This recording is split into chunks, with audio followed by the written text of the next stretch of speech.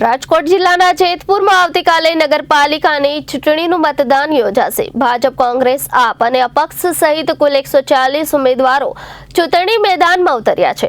ત્યારે જેતપુરના 11 વોર્ડની 44 બેઠક માટે 140 ઉમેદવાર વચ્ચે જંગ જામશે। રાજકોટ જિલ્લાના જેતપુરમાં આવતીકાલે નગરપાલિકાની ચૂંટણીનું મતદાન થવા જઈ રહ્યું છે। ભાજપ, કોંગ્રેસ, આપ અને અપક્ષ સહિત કુલ 140 ઉમેદવારો ચૂંટણીમાં મેદાનમાં ઉતરવા જઈ રહ્યા છે। જેતપુરની 11 વોર્ડની 44 બેઠક માટે 140 ઉમેદવાર વચ્ચે જંગ જામશે। ત્યારે દિવ્યાંગ મતદારો માટે 40 વ્હીલચેરની વ્યવસ્થા પણ કરવામાં આવી છે। જેતપુરમાં વોર્ડ નંબર 9 ને આઈડલ મતદાન મથક તરીકે ગ્રીન થીમ રાખવામાં આવી હતી અને વૃક્ષની લીલોતરી જોવા મળશે। જેતપુરમાં 11 વોર્ડમાં 118 મતદાન મથકોમાં 97 સંવેદનશીલ મતદાન મથકો 686 ચૂંટણી સ્ટાફને ફરજ સોંપવામાં આવી છે। જેતપુરમાં 70 જેટલા પોસ્ટર, બેનર, ધ્વજ દૂર કરાયા છે અને તમામ મતદાન મથકો પર વિડીયોગ્રાફીની ટીમ હાજર રહેશે। ત્યારે ચુસ્ત પોલીસ બંદોબસ્ત વચ્ચે મતદાન યોજવા માટે જઈ રહ્યો છે। આ માટે પોલીસ તંત્ર સજ્જ થઈ ગયું છે। જેતપુરની સેન્ટ ફ્રાન્સિસ સ્કૂલ ખાતેથી ઈવીએમ અને ચૂંટણી સાહિત્ય સાથે અધિકારીઓ બૂથ પર જવા રવાના થઈ ગયા છે અને તમામ બૂથ પર પોલીસ સ્ટાફ ખડે પગે હાજર રહેશે। કુલ 140 જેટલા ઉમેદવારોનું ભાવિ આવતીકાલે ઈવીએમમાં સીલ થશે।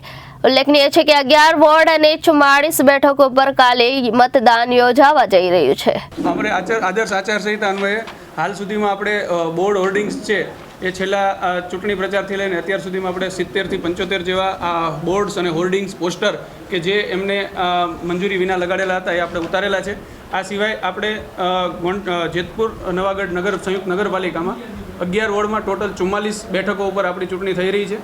44 બેઠકો માટે ઓલરેડી આપણી પાસે અત્યારે 140 જેટલા ઉમેદવારો વિવિધ વોર્ડમાં ઉમેદવારી નોંધાવી ચૂક્યા છે અને આપણે એમનું કાલે મતદાન થવા જઈ રહ્યું છે।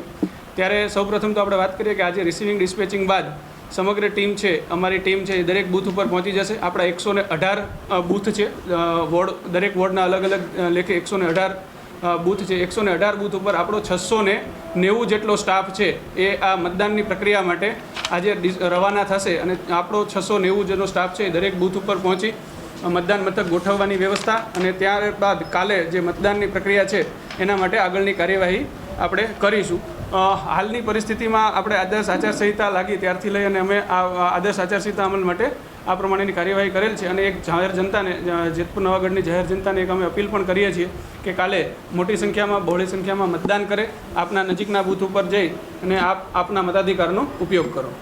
સાહેબ, હજી ઘણી જગ્યાએ જે આપણે બૂથ કે જે બૂથ જે મતદાન કરવા જવાના છે ત્યાં મતદાન કરવા જેવા કાર્યાલય હોય તેવા બોર્ડ્સ લાગેલા છે નથી। જો મતદાન કરવા જ્યાં આપણા મતદાન મથકો છે ત્યાં આપણી ટીમ અત્યારે જશે। મતદાન મથકની અંદર કોઈ પણ પ્રકારનું સાહિત્ય હશે તો આપણી ટીમ આજે જઈ, ફોર એક્ઝામ્પલ કોઈ પ્રાથમિક શાળા હોય તો પ્રાથમિક શાળાની અંદર ગુજરાતી કક્કો કે અંગ્રેજી આલ્ફાબેટ્સ કે એવું લખેલું હોય અને એનાથી કોઈ પણ પ્રકારના સિમ્બોલાઇઝ કે થતું હશે તો એ આજે આપણી જ્યારે ટીમ જશે સાંજે ત્યારે એ બધું ઉતારી લેશે અથવા તો એને ઢાંકી દેવામાં આવશે।